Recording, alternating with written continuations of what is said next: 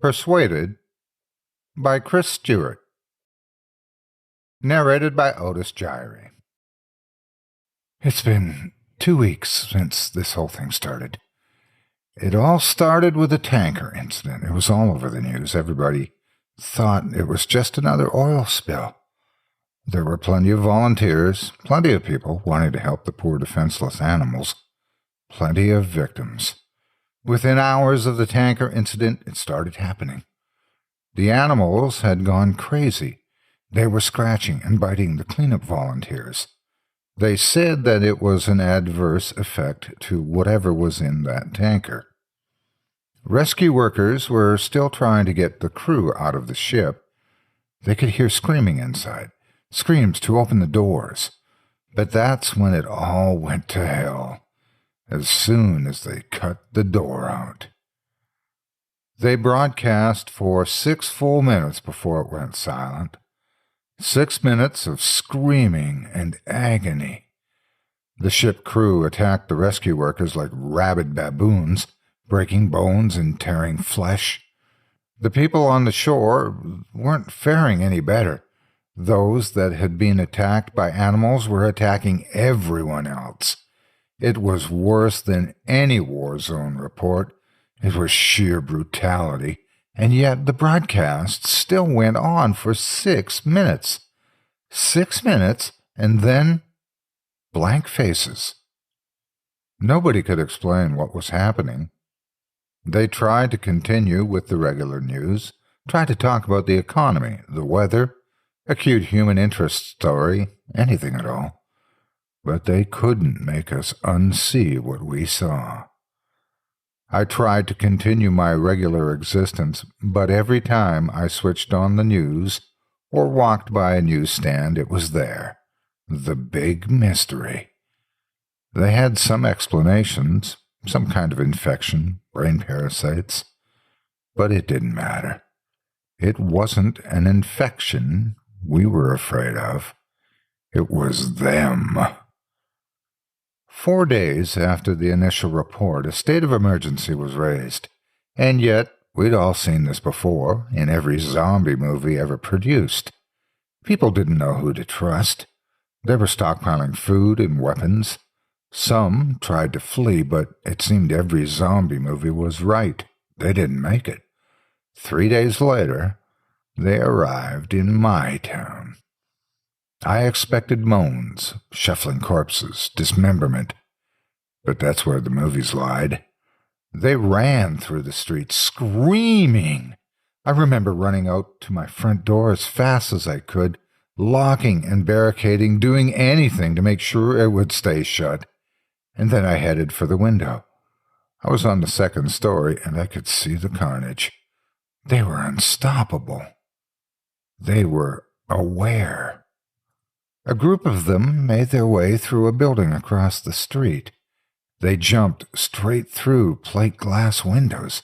Even the shards slicing through them made no difference. They just kept coming. My barricade wasn't going to hold. I rushed around my apartment, grabbing supplies and jamming them into the most secure room I had. I went back for one last look across the street, and I wish I hadn't. In her 2nd story window, my face met one of theirs. They knew where I was. I quickly dashed into the room and locked the door. I don't have any kind of panic room or a secure basement, so the safest place I could think of was my bathroom. No windows, one door with a lock. I'd filled my sink and bathtub full of water so I could stay a while. So I sat there in the dark room with the distant screams in my ears. I began to feel like I may have overreacted. It had been 2 hours with no sign of them. It actually got quieter, and I thought they had moved on. Maybe I could leave the room, get to the kitchen, and grab more food to wait it out.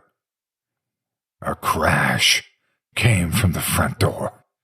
Then I heard the sound of someone running full force into the door and knocking down the barrier behind it. There were a couple of more crashes, and then I knew they were inside. Rapid footsteps began moving around my home. There were a couple of screams and then a bang on the wall beside me. My eyes were open to their widest, even in the pitch-black darkness of the room. There was another bang, and another. They knew I was there, and they knew I was scared. This was the zombie nightmare I had been expecting from the start. I had nowhere to run. There was only so much time before they would break in. I sat with my back to the door, hoping my extra weight would make it harder for them to get in. And then it got worse. "Why don't you open the door?" said a voice on the opposite side of the door. No screams or moans, just a quiet, whispery voice, followed by more of them. "We've come for you. You'll be happier if you open the door. It's not so bad." The whispery voices became a cacophony of noise trying to persuade me, to break me, to fool me. I had heard that the moaning of zombies would drive people insane, but this was worse, a siren call. I sat in the darkness and hoped and prayed that they'd get bored. But they don't get bored, and they don't leave. I managed to use the mirror to peek under the door, only to be greeted by horrible, unblinking eyes, blood-smeared faces, screams, and more horrible whispers. That was 2 days ago. I don't know what to do anymore. Maybe it won't be so bad. Please like and subscribe to the channel if you want to see the sequel.